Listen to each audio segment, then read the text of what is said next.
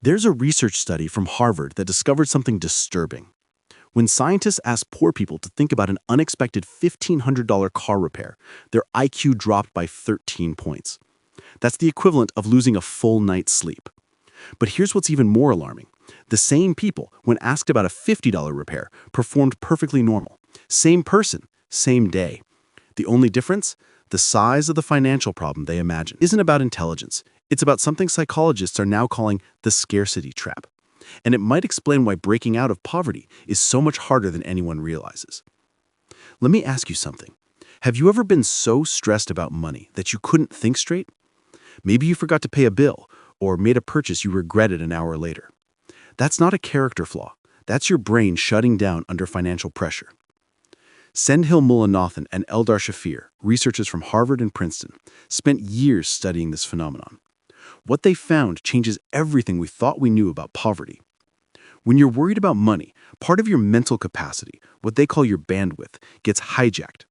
Your brain becomes like a computer running too many programs at once. Everything slows down. In their experiments, they created artificial poverty in a lab. Participants played games where some had plenty of resources and others had very little. The poor players became cognitively exhausted faster, even though they were making fewer decisions.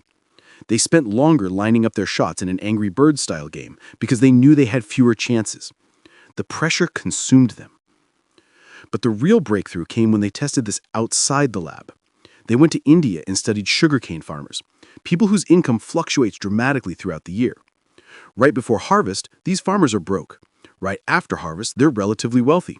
Same people, different financial situations. The results were shocking. Before harvest, when money was tight, farmers scored significantly worse on cognitive tests. After harvest, when they had cash in hand, their scores jumped back up. The researchers found that financial stress was literally making people function as if they had lower IQs. Think about what that means. If you're constantly worried about making rent, about feeding your kids, about whether your car will break down, you're operating with less mental capacity for everything else. Job interviews, parenting decisions, long-term planning. Your brain is already working overtime just managing survival. Here's where it gets more complicated. Scarcity doesn't just make you tired. It changes how you see the world. Psychologist Leon Hilbert from Leiden University ran experiments where he manipulated people's virtual incomes. Some participants ended up in debt, others stayed comfortable. Those in debt made a fascinating choice. They picked short-term rewards over long-term gains, even when the math clearly favored waiting. 100 euros now instead of 200 euros later. From the outside, this looks irrational, but Hilbert discovered something crucial. In the moment, given their situation, it was actually the most logical choice they could make. When you need to put food on the table tonight, thinking about next month becomes impossible. He called this the poverty trap. Your current financial stress literally prevents you from making decisions that would improve your future financial situation. It's a cruel loop. And it gets worse. The research showed that people experiencing financial scarcity start avoiding things. They don't open bills. They don't check their bank accounts. Not because they're lazy or irresponsible, but because their brains are protecting them from additional stress they can't handle. One participant described having 5 final demands in a drawer, feeling completely overwhelmed, frozen by the loss of control. But avoiding the problem only creates more problems.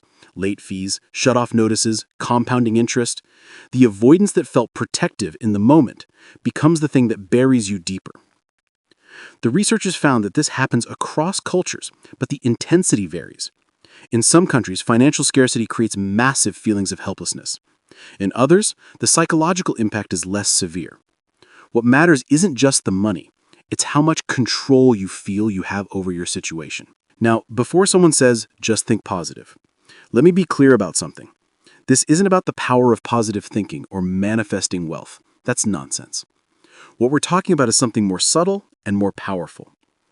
There's a real psychological difference between what researchers call a fixed mindset and a growth mindset when it comes to money. But it's not what you think. A poverty mindset isn't about being poor. Plenty of wealthy people have a poverty mindset. And plenty of people with very little money have what researchers call a wealth mindset. The difference is this: can you see a path forward? People stuck in a poverty mindset believe their situation is permanent. They think they're bad with money and always will be. They see opportunities as threats because they might lose the little they have.